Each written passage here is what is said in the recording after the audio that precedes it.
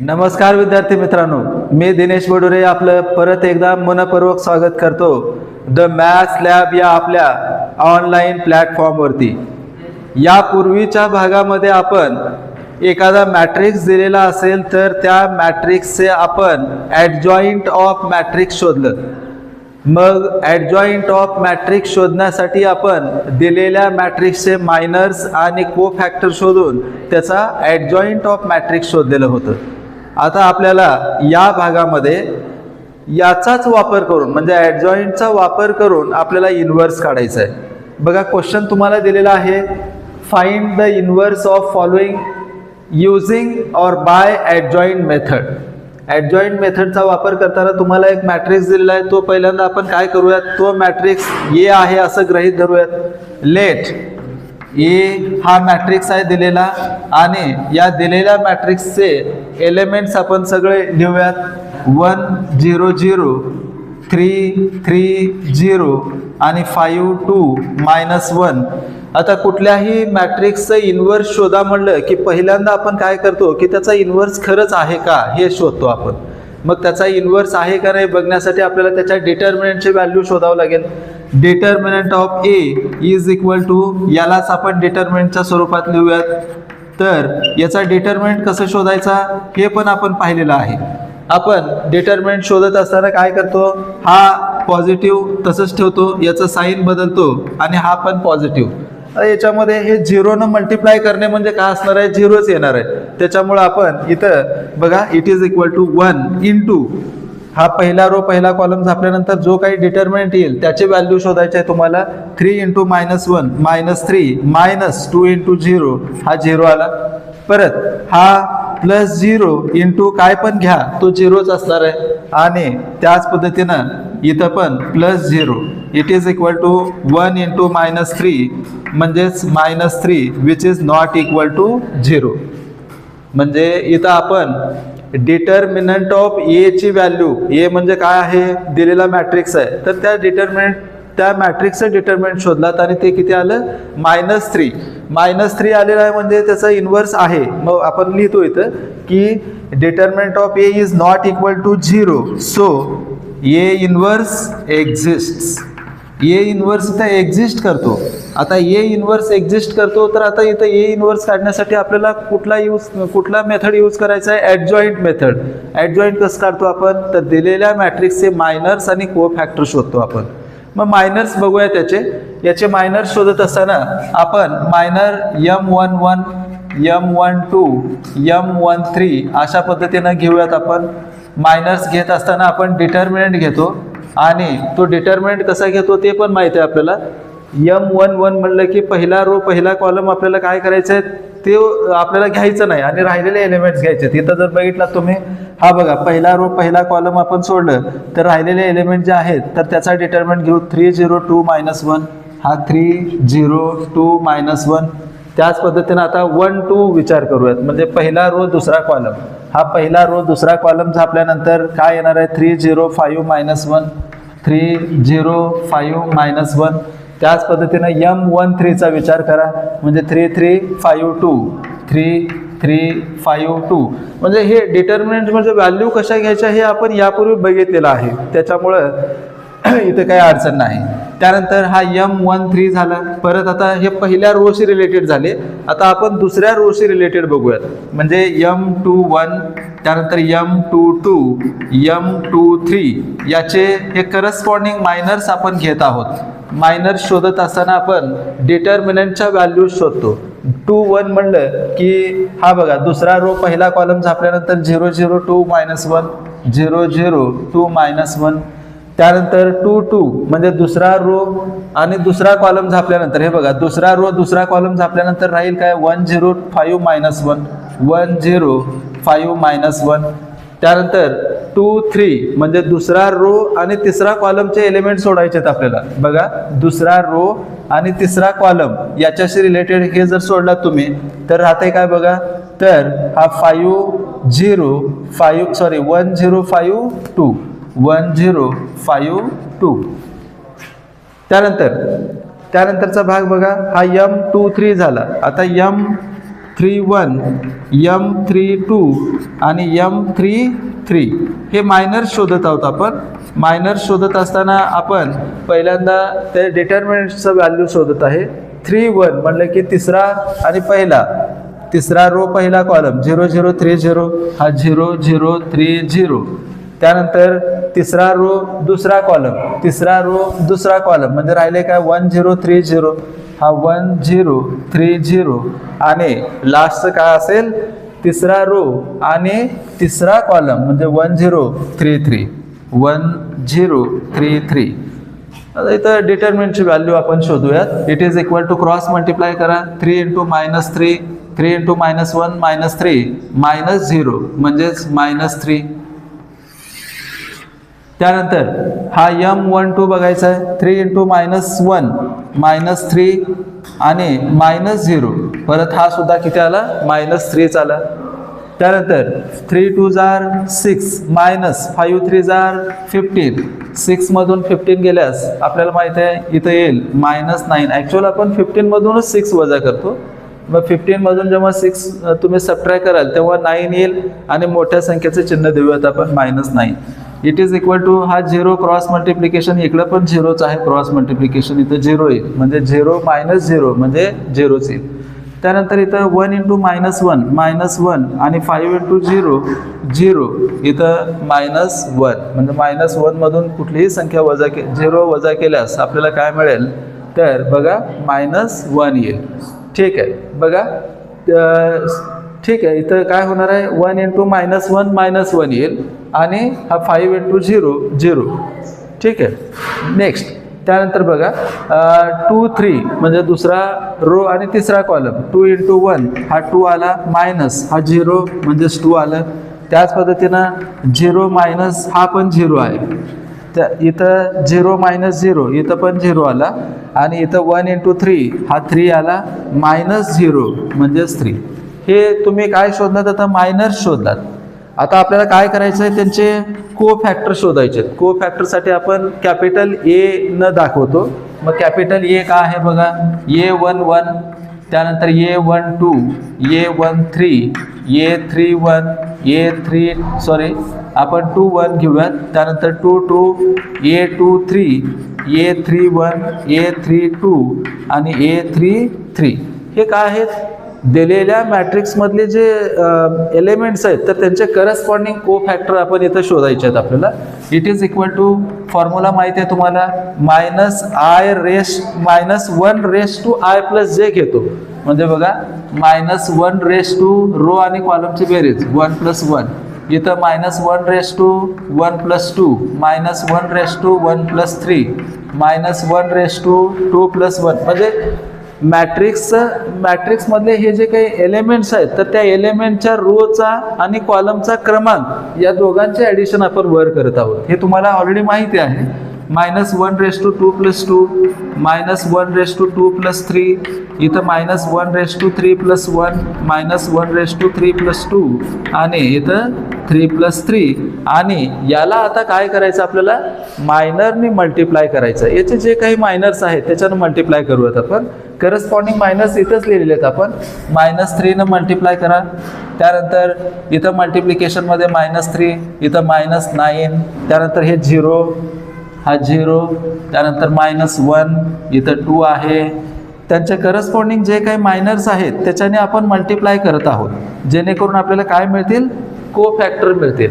It is equal to बघा जेव्हा आपण को फॅक्टर काढत असतो तेव्हा -1⁻⁰ नंबर आलं तर आपण काय करतो तर त्याचा साईन म्हणजे मायनरचा साईन आपण बदलत नाही जर इवन असेल तर. आणि जर -1⁻² जर ऑड असेल तर तेव्हा मात्र आपण काय करतो मायनरचा साईन बदलतो फक्त आपण. कारण -1 न मल्टिप्लाय केल्यास संख्या आहे तीच राहणार आणि साईन बदलेल. बघा 1 + 1 2 आहे म्हणजे साईन जसं तसं राहील.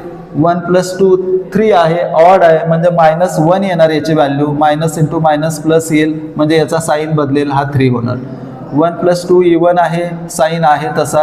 ऑड आहे साईन आता साईनचा काही विचार करायची गरज नाही 0 आहे. त्यानंतर इथं 2 + 2 इवन आहे हा -1 त्यानंतर 3 + 2 हा 5 आहे, याचा साईन बदलेल. 4 आहे, साईनची काही गरज नाही, 0 0.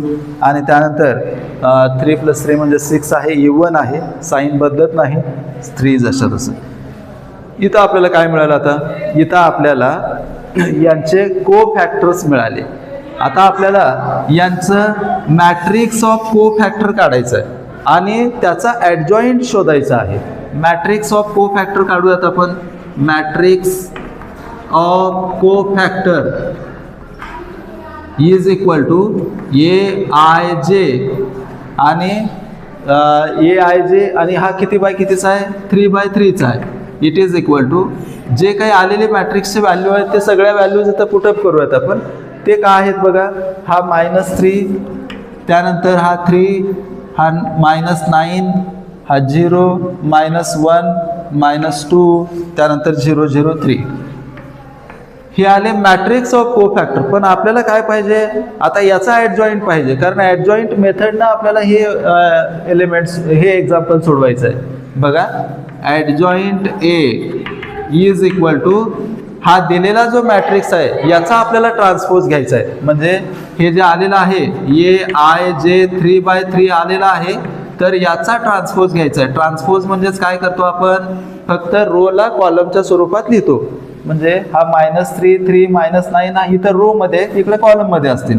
-3, 3, -9, त्यानंतर 0, -1, -2, 0 0 3. हा झाला ॲडजॉइंट ऑफ A.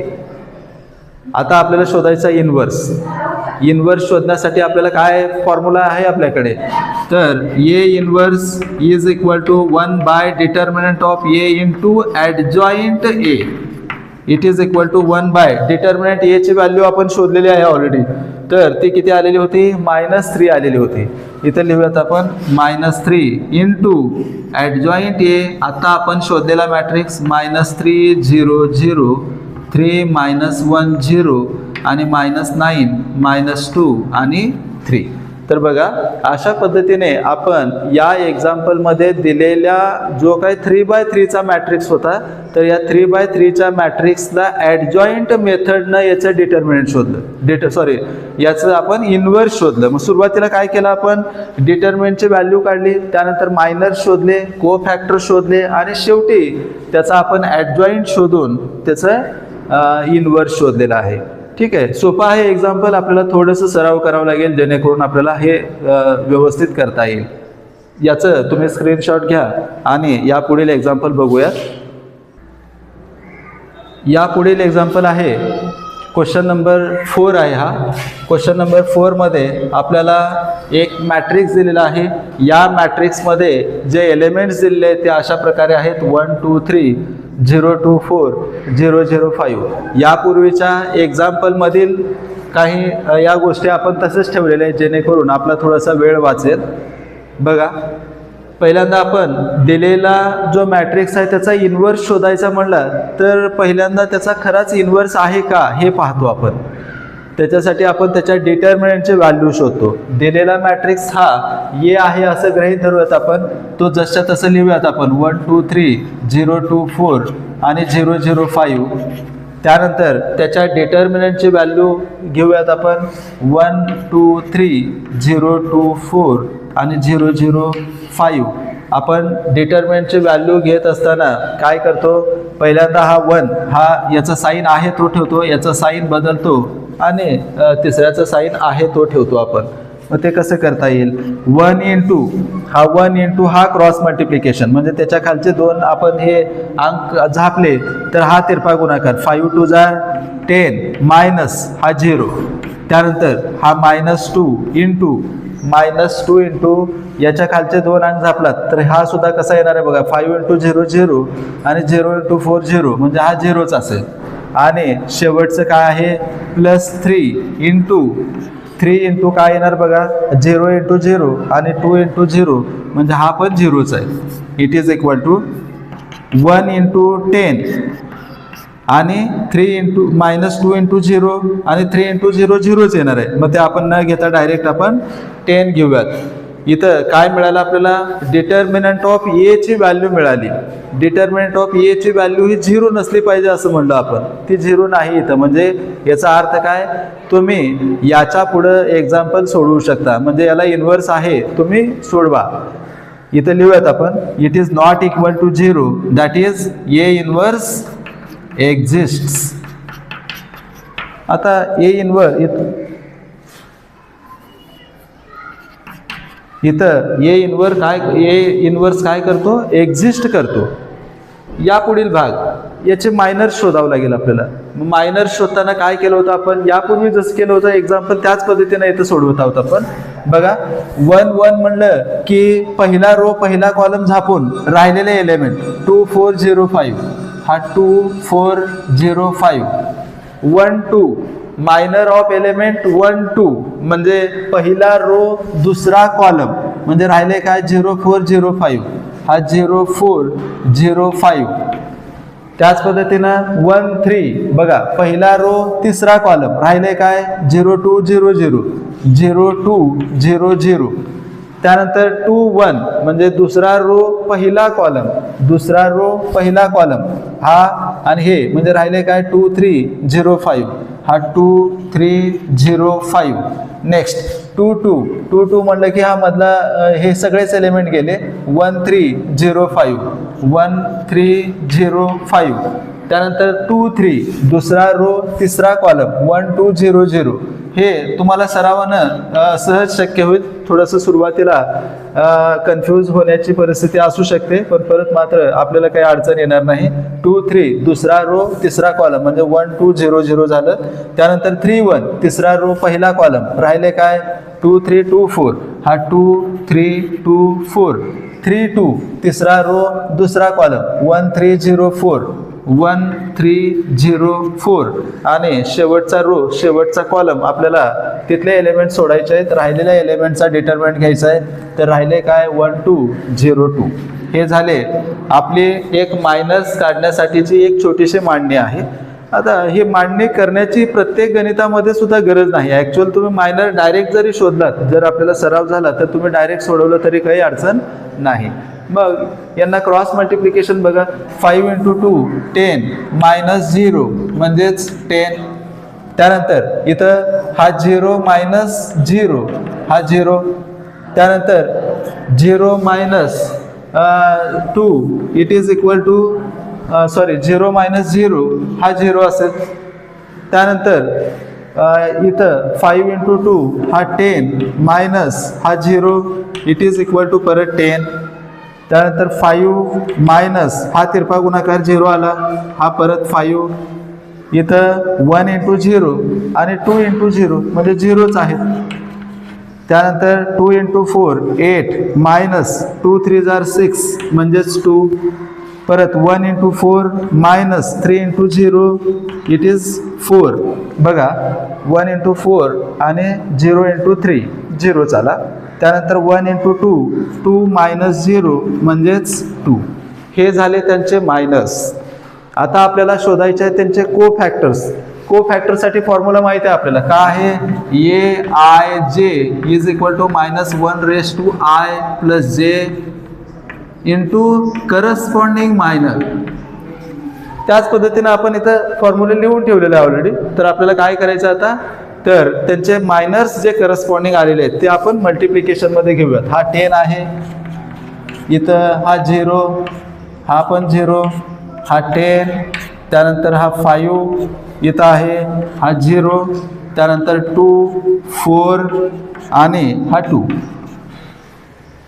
जेव्हा आपण -1⁻⁴ आलं पॉझिटिव्ह, म्हणजे पुढच्या मायनरचं साईन बदलणार नाही.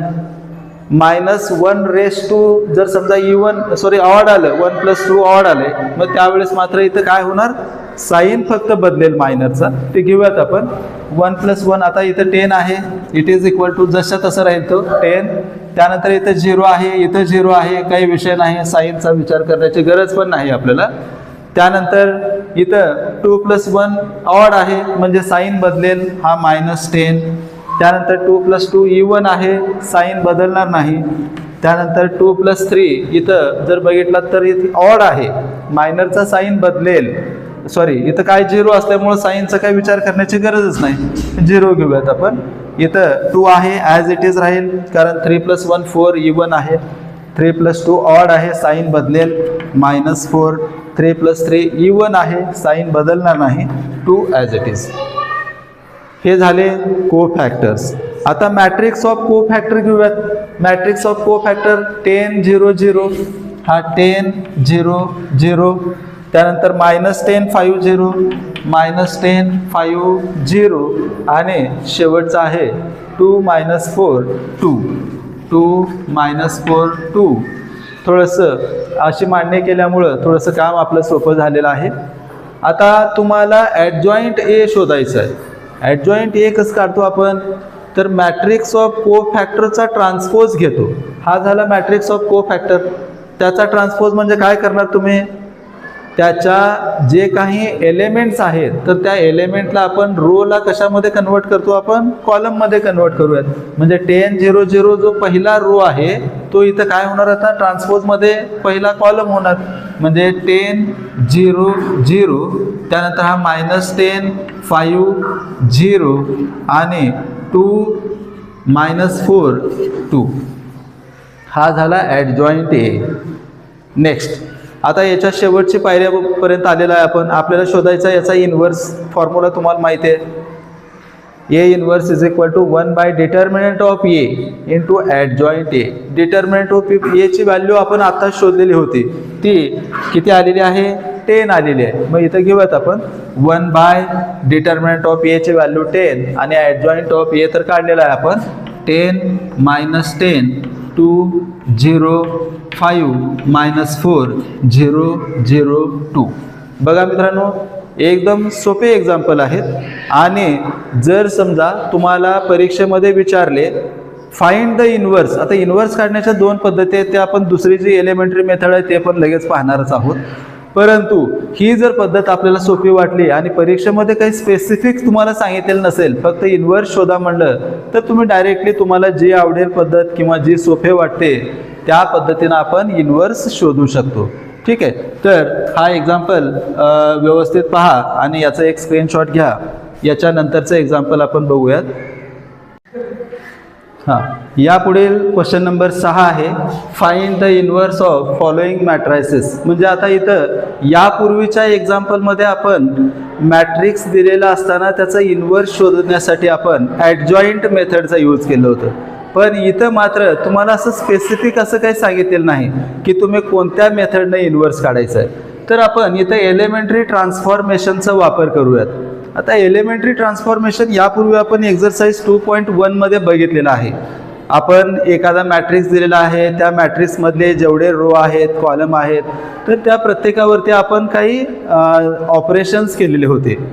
तर तशाच प्रकारचे काही एक्झाम्पल इथं बघूयात आपण. बघा, हा दिलेला मॅट्रिक्स जो आहे तो ए आहे असं गृहीत धरूयात. लेट ए 1 2 2 -1.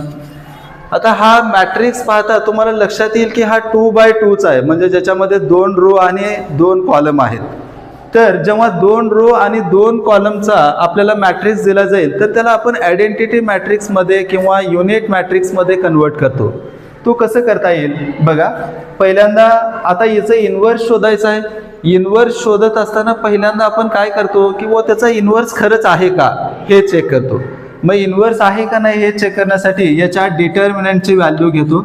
मग याच्या डिटर्मिनंटची व्हॅल्यू घेऊयात आपण 1 2 2 -1.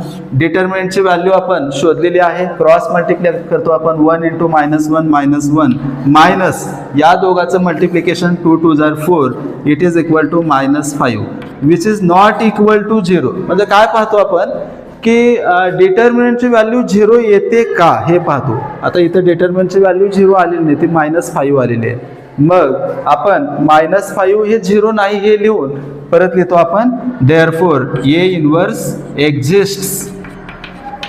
म्हणजे इथं ए इन्व्हर्स तुम्ही शोधू शकता. नेक्स्ट, याच्यानंतर आपल्याला एक फॉर्म्युला माहिती आहे. जेव्हा आपण कॉलम ट्रान्सफॉर्मेशन, रो ट्रान्सफॉर्मेशन म्हणजे ट्रान्सफॉर्मेशन मेथडनं आपण सोडवत असतो तेव्हा एक आपण फॉर्म्युला यूज करतो. तो फॉर्म्युला आहे इथं वी नो म्हणून लिहू शकता किंवा वी हॅव म्हणून लिहू शकता. तो formula a into a inverse is equal to I, ज्याच्यामध्ये ए म्हणजे आपला दिलेला मॅट्रिक्स आहे, ए इनवर्स म्हणजे तुम्हाला शोधायचं जे आन्सर आहे तो आहे, आणि आय म्हणजे आयडेंटिटी मॅट्रिक्स. आपण त्याच्या व्हॅल्यूज लिहूयात. हा ए, त्यानंतर हा ए इनवर्स, आणि आय म्हणजेच हा काय आहे तर आयडेंटिटी मॅट्रिक्स आहे. आपण त्याच्या व्हॅल्यूज आपण घेऊयात. त्या कोणकोणत्या आहेत बघा. बघा ए आहे 1 2, त्यानंतर 2 -1, आय 2/2चा आय आपण काय घेतो 1 0 0 1 1 0 0 1. आता हे एक्झाम्पल सोडवताना आपल्याला काय करावं लागेल, इथं 1 आणणे ऑलरेडी आलेलं आहे 1, म्हणजे आपण जेव्हा 2/2चं इन्व्हर्स शोधत असतो तर आपलं टार्गेट काय असेल, पहिल्यांदा इथं 1 आणणे, त्याच्या साह्यानं इथं 0 आणणे, त्यानंतर त्याच्यानंतरची पायरी इथं 1 आणणे आणि याच्या साह्यानं इथं 0 आणणे.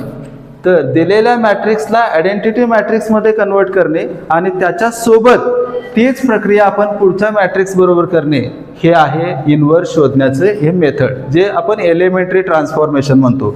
आता एलिमेंटरी ट्रान्सफॉर्मेशनमध्ये 2 मेथड आहेत, रो आणि कॉलम. रो मेथड करत असताना आपल्याला हा फॉर्म्युला यूज करावा लागेल, आपण हा यूज केलेला आहे. पहिल्यांदा इथं 1 आणायचं होतं, ऑलरेडी आलेलं आहे, आपलं काम थोडंसं सोपं झाले. त्याच्या साह्याने इथं 2 इथं 2च्या जागी 0 आणायचं आहे. कसं करता येईल, मला बदल कुठं करायचा आहे 2 या ठिकाणी, हा 2 हा कुठल्या रो मध्ये आहे R2 मध्ये आहे, म्हणून मला R2 मध्ये बदल करायचा आहे. ठीक आहे, काय करायचं R2 मध्ये बदल, मला या R2च्या एलिमेंटच्या जागी मला 0 आणायचं. कुणाच्या साह्यानं R1च्या साह्यानं. बघा R1च्या साह्यानं मला तिथं बदल करायचा आहे. मग या 2 मधून 2 गेल्यास 0 राहते, मग तो 2 कुणाच्या साह्यानं आणणार आहे मी, याच्या साह्यानं, म्हणजे याला 2 न मल्टिप्लाय करावं लागेल. बघा काय केलं मी, R2 मधून 2R1 मला सबट्रॅक्ट करावं लागेल, जेणेकरून इथं मला 0 मिळेल. इथं लिहूयात आपण bye R2 - 2R1 it gives, याच्यानं आपल्याला काय मिळेल बघा. इथं आपल्याला हा ए इनवर्स, आणि शक्यतो काय करायचं या एक्झाम्पलमध्ये ज्याच्यामध्ये बदल नाही तो अगोदर लिहून घ्या, जेणेकरून आपल्याला कॅल्क्युलेशनला सोपं होईल. बदल कुठं आहे, जो पहिल्यांदा लिहितो तो बदल आहे. R2 मध्ये बदल आहे तुम्हाला, म्हणजे R1 मध्ये काहीच बदल नाही, तो जसा तसं लिहूयात 1 2 1 0, हा 1 2 1 0. आता आपल्याला बदल करायचा आहे R2 मध्ये. कसं बदल करायचं आहे, R1च्या प्रत्येक एलिमेंटला 2 न गुणा आणि याच्यामधून वजा करा, याला 2 न गुणा 2 आलं, याच्यामधून वजा केल्यास इथं आलं 0. परत याला 2 न मल्टिप्लाय करूयात आपण.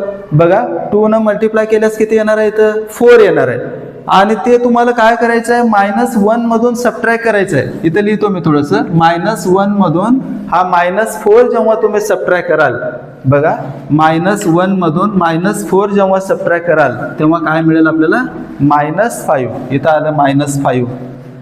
त्याच पद्धतीनं जी प्रक्रिया आपण या कॉलमवरती या मॅट्रिक्समध्ये करत आहोत लेफ्ट साईडला, तेच राईट साईडला करावं लागेल आपल्याला. काय करता येईल, 2 न मल्टिप्लाय करूया त्याला.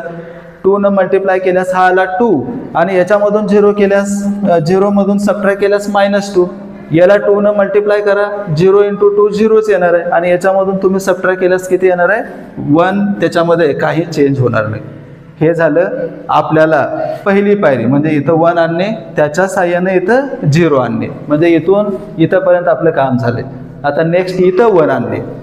इथं 1 आणण्यासाठी इथं जर बघितलं तर -5 आहे, मग -5ला आपल्याला 1 आणायचं असेल तर याच्या साह्यानं 1 आपण आणू शकणार नाही. कारण काय होईल, जर समजा मी याला 2 न मल्टिप्लाय केलं 4 येईल, याच्यामध्ये ॲड केलं तर इथं 1 येईल, परंतु हा सुद्धा चेंज होईल, आपल्याला याला बदलायचं नाही.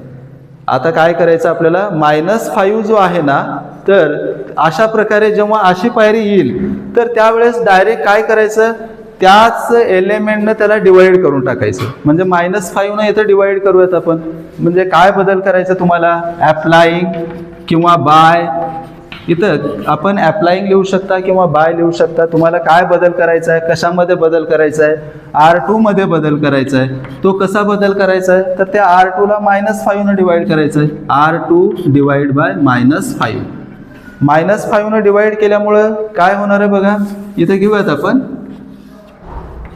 हा ए इन्व्हर्स, त्यानंतर -5 डिवाइड करायचं आहे कशाला, फक्त R2ला, म्हणजे बदल कशामध्ये आहे, फक्त R2 मध्ये. R1 जसं तसं लिहूयात आपण, 1 2 आणि 1 0 ॲज इट इज लिहूयात. हा 1 2 1 0. R2ला बदल करायचा मला, -5 डिवाइड करायचं आहे. मग इथं -5 मी डिवाइड केलो तर 0ला कोणत्याही संख्येनं डिवाइड केल्यास 0च येईल. -5ला -5 डिवाइड करा, +1 येईल. त्यानंतर -2ला -5 डिवाइड केल्यास मायनस कॅन्सल होईल आणि राहील काय, 2/5. आणि 1ला आपण -5 डिवाइड करणार आहोत तर ते काय येणार, -1/5. बघा इथं आता आपली दुसरी पायरी स्टार्ट झाली. ती कशी, इथं 1 आणलो आपण, आता याच्या साह्यानं आपल्याला इथं 0 आणायचं आहे. ते कसं करता येईल बघा, इथं मला इथं 0 आणायचं आहे, म्हणजे बदल मला आता कशात करायचा आहे, R1 मध्ये. अप्लाइंग R1 मध्ये बदल करायचा, त्याच्यामुळे मी R1 अगोदर लिहिलं. R2च्या साह्यानं करायचं म्हणजे याला 2 न मल्टिप्लाय करावं लागेल आणि 2 न मल्टिप्लाय करून याच्यामधून सबट्रॅक्ट करावं लागेल. म्हणजे R1 - 2 R2 जेव्हा तुम्ही कराल तेव्हा अपेक्षित उत्तर आपल्याला मिळेल. ते कसं करता येईल बघा, इट गिव्ज, बदल आपल्याला R1 मध्ये करायचा आहे. पहिल्यांदा हे एलिमेंट्स लिहूयात आपण. R1 मध्ये बदल आहे, R2 मध्ये काहीच बदल नाही. R2 ॲज इट इज लिहा, 0 1, हा 0 1, त्यानंतर हा 2/5 आणि हा -1/5. आता थोडंसं इथं कसं आहे, जेव्हा डिव्हिजनमध्ये काही नंबर्स येतात म्हणजे फ्रॅक्शनल नंबर येतील तेव्हा ॲडिशन सबट्रॅक्शन करायला थोडंसं आपल्याला अवघड जाईल. परंतु सराव जर केलात ना तुम्ही तर ही खूप सोपी मेथड आहे, आपल्याला लक्षात पण येईल. ते थोडंसं सराव आपल्याला हे सोपं वाटायला चालू होईल. मग इथं काय करता येईल, बदल आता तुम्हाला R1 मध्ये करायचं आहे. ते कसं करता येईल बघा, 0ला 2 न मल्टिप्लाय केलो, 0 जसं तसं. हा 1 मध्ये काय बदल होणार नाही कारण 1 मधून 0 वजा केल्यास तसंच येईल. याला 2 न मल्टिप्लाय करा, 2 होणार, याच्यामधून सबट्रॅक्ट करा, हा 0 आला. आता याला 2 न मल्टिप्लाय करायचं. थोडंसं मी फॉर्म्युला खाली घेतो, थोडंसं लक्षात यावं म्हणून. फॉर्म्युला काय आपला, R1 - 2 R2 आहे. R2 कोण आहे बघा, इथं 2/5 आहे, हा 2/5 आहे, बरोबर आहे. याला कितीनं मल्टिप्लाय केलं आपण, 2 न, आणि तो कशामधून वजा करायचा आहे, 1 मधून. 1 मायनस, हा 2 2 जार 4, हा 4/5 आणि 1 - 4/5 काय करतो आपण याला, 5 × 1, हा 5 मायनस हा 4 डिवाइड बाय 5 म्हणजे 1/5. याचं ॲन्सर किती येणार आहे इथं, 1/5. इथं घेऊयात आपण 1/5. त्यानंतर थोडंसं तुम्ही सराव केल्यास लक्षात येईल. आणि आपण हे पाहिलेलं आहे पहिलेपासून, मला वाटतं 5वी पासून आपण फ्रॅक्शनचं आपण ॲडिशन सबट्रॅक्शन पाहिलेलं आहे. त्यानंतर नेक्स्ट बघा, इथं -1/5ला कितीनं मल्टिप्लाय करायचं आपल्याला, 2 न मल्टिप्लाय करायचं आहे. हे बघा, R1 - 2 R2 आहे. R2ची व्हॅल्यू किती आहे, -1/5 आहे. याला -2 न मल्टिप्लाय करायचं आहे आणि तो कशामधून वजा करायचा, इथं 0 आहे, मायनस मायनस प्लस होणार म्हणजे हा 2/5. प्रत्येकाच्या डिनॉमिनेटरमध्ये इथं 5 दिसत आहे. प्रत्येकाच्या डिनॉमिनेटरमध्ये 5 दिसत आहे तर तुम्ही 1/5 कॉमन काढू शकता. इट इज इक्वल टू, हा 1/5 कॉमन काढला, इथं राहील 1 पहिल्या रोमध्ये आणि इथं -1. ठीक आहे. तर हा काय झाला, तर I × A इन्व्हर्स, हा म्हणजे आयडेंटिटी मॅट्रिक्स. म्हणजे आपला टार्गेट काय होतं, तर इथं I आणणे आणि त्याच्यानंतर हा A inverse. I × A inverse म्हणजे 1 × कोणताही संख्या तीच येते. तसंच कुठलीही I आणि A इन्व्हर्सचा मल्टिप्लाय केलात तर हा A inverse is equal to 1/5 1 2 2 -1. तर बघा, अशा पद्धतीने या एक्झाम्पलमध्ये आपण दिलेल्या मॅट्रिक्सचं इन्व्हर्स शोधलेलं आहे. आणि हे इन्व्हर्स शोधताना आपण एलिमेंटरी ट्रान्सफॉर्मेशन ही मेथड यूज केलेली आहे. ठीक आहे. तर याचं आपण स्क्रीनशॉट घ्या. या पुढील एक्झाम्पल बघूयात. हां, या पुढील क्वेश्चन नंबर 2 आहे. दिलेला मॅट्रिक्स आहे, त्या मॅट्रिक्समध्ये आपल्याला 2/2चं मॅट्रिक्स दिलेलं आहे आणि 2 - 3 -1 2 हे त्याचे एलिमेंट्स आहेत. बघू, दिलेला एलिमेंट A आहे, दिलेला मॅट्रिक्स A आहे असं गृहीत धरूत आपण. 2 -3 -1 2. त्यानंतर बघा याला आपण काय करूयात, दिलेल्या मॅट्रिक्सचं डिटर्मिनंट शोधूयात. म्हणजे त्याची व्हॅल्यू, डिटर्मिनंटची व्हॅल्यू जर 0 असेल तर आपण ए इनवर्स शोधण्याची काही गरज पडणार नाही. बघा A determinant of A is equal to 2 -3 -1 2. Cross multiply करा, 2 2s are 4 मायनस या दोघांचं multiplication, -3 into -1 minus minus plus होईल. It is 1 which is not equal to 0. म्हणजे त्याची व्हॅल्यू 1 आली म्हणजे 0 नाही, म्हणजे हा सिंग्युलर मॅट्रिक्स नाही. आणि म्हणून तुम्ही याचं इन्व्हर्स शोधू शकता. ए इन्व्हर्स एक्झिस्ट्स, देअरफॉर ए इन्व्हर्स एक्झिस्ट. ए इन्व्हर्स एक्झिस्ट करतो, मग तुम्ही रो किंवा कॉलम ट्रान्सफॉर्मेशननं हे एक्झाम्पल सोडवू शकता. आपण रो ट्रान्सफॉर्मेशननं हे सोडवूयात. रो ट्रान्सफॉर्मेशननं जेव्हा आपल्याला हे एक्झाम्पल सोडवायचं असेल तेव्हा हा फॉर्म्युला यूज करावा लागेल, A into A inverse is equal to I. आणि हेच एक्झाम्पल जर तुम्हाला कॉलमनं सोडवायचं असलं असतं तर फक्त याच्यात थोडंसं बदल काय करावं लागलं असतं, हा ए इन्व्हर्स अगोदर घ्यावं लागलं असतं. म्हणजे A inverse into A is equal to I. बघा प्रत्येक एक्झाम्पल तुम्ही वेगवेगळ्या मेथडनं सोडवला तरी आन्सर एकच मिळेल तुम्हाला. तुम्ही स्वतःहून ट्राय केल्यास तुम्हाला हे लक्षात येईल.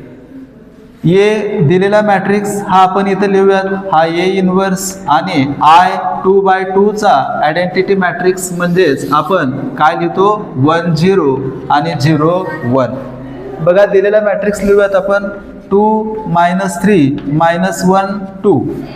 आता याच्यामध्ये आपण दोन पद्धतीनं इथं एक आणू शकतो. आपलं पहिलं काय म्हणलं आपण, 2/2चं जर असेल तर पहिल्यांदा इथं 1 आणणे, त्याच्या साह्यानं इथं 0 आणणे, परत इथं 1 आणणे, त्याच्या साह्यानं इथं 0 आणणे. आता इथं दोन पद्धतीने करता येईल. एक, तुम्ही याच्या दोघांचे ॲडिशन जर केलात किंवा याला 3 न मल्टिप्लाय करून याच्यात ॲड केलात तर इथं 1 येईल. ही एक मेथड झाली. किंवा दुसरं सरळ सरळ तुम्ही हा R1 R2 इंटरचेंज करू शकता. म्हणजे हा 1 वर आणू शकता आणि हा जो दुसरा रो आहे म्हणजे पहिला आणि दुसरा रो याची इंटरचेंज केल्यास तरी आपल्याला 1 इथं मिळेल. फक्त मग इथं -1 मिळणार आहे. -1नं त्याला तुम्ही मल्टिप्लाय केलं तरी चालेल. म्हणजे काय करता येईल बघा, इथं आपण असं करूयात की अप्लाइंग किंवा bye R1 interchange bye R2. R1 R2 interchange करायचे आहे. A inverse is equal to, बघा R1 हा वरचा रो आपण खाली घेऊयात म्हणजे 2 -3 1 0. त्यानंतर R2 जो आहे तो आपल्याला आता वर घ्यायचा आहे. तो कसं येईल, हा -1 त्यानंतर 2 हा 0 1. परंतु आपल्याला इथं -1 नको आहे, इथं 1 पाहिजे, पॉझिटिव्ह 1 पाहिजे. अशा वेळेस काय करणार तुम्ही, आलेल्या मॅट्रिक्सला -1 न मल्टिप्लाय करावं लागेल. इथं लिहूयात आपण बाय -1 इंटू R1. म्हणजे बदल कशात करणार आहेत आपण, R1 मध्ये. कशानं, -1 न मल्टिप्लाय केलं की साईन बदलेल फक्त. लिहूयात आपण, बघा हा ए इन्व्हर्स एकाच पायरीत जरी केला तरी चालेल. म्हणजे -1 इथं लिहिलं तुम्ही अँड -1 R1 असं लिहिलं तरी एकाच पायरीत होऊन जाईल. इथं आपल्या या अंडरस्टँडिंगसाठी दुसरी पायरी मी लिहित आहे. हा -1 बघा बदल R1 मध्ये, बरोबर आहे. इट गिव्स R2 जशा तसं 2 -3 1 0. बदल काय करणार आहे, फक्त साईन बदलणार आहे. हा -1चा झाला +1, हा -2. त्यानंतर हा होणार 0 ॲज इट इज आणि हा -1. बघा आता आपल्याला इथं 1 आहे त्याच्या साह्याने इथं 0 आणायचं आहे. काय करता येईल, याला 2 न मल्टिप्लाय करूयात आपण जेणेकरून हा 2 होईल आणि याच्यामधून सबट्रॅक्ट केल्यास काय मिळेल आपल्याला, तर इथं 0 मिळेल. बदल कशात करणार मी आता, या 2 मध्ये. 2 कुणाशी रिलेटेड आहे, R2C. या R2 मध्ये बदल करायचा मला. कसं बदल करायचा आहे, R1च्या साह्यानं. याला 2 न मल्टिप्लाय करणार आहे मी. -2 R1 बाय R2. बदल कशात आहे आता, R2 मध्ये आहे. इट गिव्स आपल्याला याच्यानं काय मिळेल बघा, इथं लिहूयात आपण. बघा बदल ज्याच्यामध्ये नाही तो आपण अगोदर लिहूयात. बदल कशामध्ये, R2 मध्ये. R1 ॲज इट इज लिहूयात आपण. 1 -2 0 -1. हा 1 -2 0 -1. ॲज इट इज दिला आपण. बघा याला 2 न मल्टिप्लाय करायचं आहे. R1च्या प्रत्येक एलिमेंटला 2 न मल्टिप्लाय करा. याला 2 न मल्टिप्लाय करा, 2 झालं. याच्यामधून सबट्रॅक्ट करा, 0. याला 2 न मल्टिप्लाय करा, -4. आणि तो कशामधून वजा करायचा आहे? -3 मधून. हे बघा, -3 मधून मला -4 सबट्रॅक्ट करायचा आहे. म्हणजे -4 हा मायनस काय होणार आहे? प्लस होणार आहे. -3 + 4, -3 + 4 म्हणजेच 1. म्हणजे आपलं काम इथं सोपं झालं. आपल्याला इथं पुढच्या पायरीमध्ये 1 आणायचं होतं, पण हे कॅल्क्युलेशन करतानाच आपल्याला 1 इझिली मिळालं. मग थोडंसं आपलं काम इथं सोपं झालेलं आहे. त्यानंतर या बाजूचं बघूयात. 2 न मल्टिप्लाय करायचं R1ला आणि याच्यामधून सबट्रॅक्ट करायचं. 0ला 2 न मल्टिप्लाय करा, असं म्हणजे तो जसा तसं राहील आणि हा 1 मध्ये काही चेंज होणार नाही. याला 2 न मल्टिप्लाय करा, -2 होईल. आणि 0 मधून जेव्हा तुम्ही -2 वजा कराल तर हा मायनस प्लस होईल आणि इथं येईल 2. बघा आपलं टार्गेट इथं 1 आणणे, त्याच्या साह्याने इथं 0 आणणे, परत इथं 1 आणणे, त्याच्या साह्याने इथं 0 आणणे. आता आपलं काम सोपं झालंय. इथं 1 ऑलरेडी येऊन बसलाय. ठीक आहे.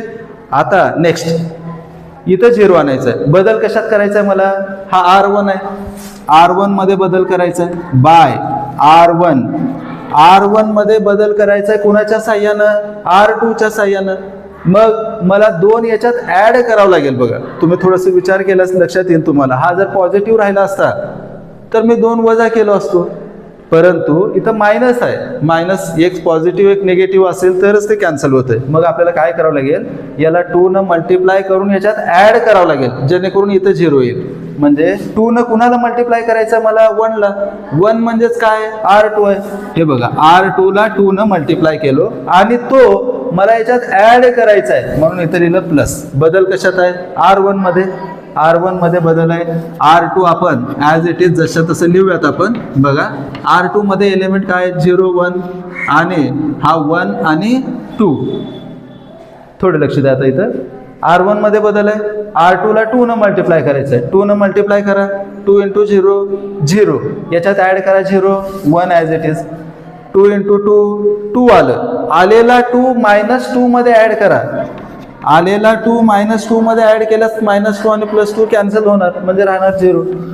त्यानंतर याला 2 न मल्टिप्लाय करा, 2 आलं. याच्यात ॲड करा 0 + 2 2 आणि याला 2 न मल्टिप्लाय करा, 4 आलं. आणि -1 मध्ये ॲड करा. -1 मध्ये 4 ॲड केल्यास किती येणार? 4 - 1 म्हणजे 3. बघा हा म्हणजेच आपल्याला अपेक्षित असं जो मॅट्रिक्स होता त्याला आपण कशात कन्वर्ट केलो? याला आय मध्ये कन्वर्ट केलो. I × A inverse is equal to काय मिळालं आपल्याला? 2 3 1 2. I × A इनवर्स कुठल्याही मॅट्रिक्सला जेव्हा तुम्ही आयडेंटिटी मॅट्रिक्सनं मल्टिप्लाय करतात तर तो स्वतः मॅट्रिक्स येतो, म्हणजे ॲज इट इज तोच मॅट्रिक्स राहणार. A inverse is equal to 2 3 1 2. बघा खूप सोप्या पद्धतीचे एक्झाम्पल आहे. थोडंसं तुम्हाला सराव करावा लागेल. थोडासा सराव आपल्याला हे सगळे एक्झाम्पल येतील. या भागामध्ये आपण काय पाहिलं? दिलेल्या मॅट्रिक्सला इन्व्हर्स शोधलं, परंतु त्याच्या 2 मेथड आहेत, ॲडजॉईंट मेथड आणि ट्रान्सफॉर्मेशन मेथड. ट्रान्सफॉर्मेशन मेथडमध्ये आपण रो मेथडचा वापर केला. 2x2 चे काही मॅट्रिक्स आपण पाहिलेले आहेत. या पुढील भागामध्ये आपण 3x3 चे एलिमेंट्स म्हणजे 3x3 चे मॅट्रिक्स आपल्याला घ्यायचे आहेत आणि त्या 3x3 च्या मॅट्रिक्सचा आपल्याला काय करायचं आहे? इन्व्हर्स शोधायचं आहे. ठीक आहे. तर पुढील भागामध्ये आपण भेटूयात आणि असे एक्झाम्पल पाहूयात.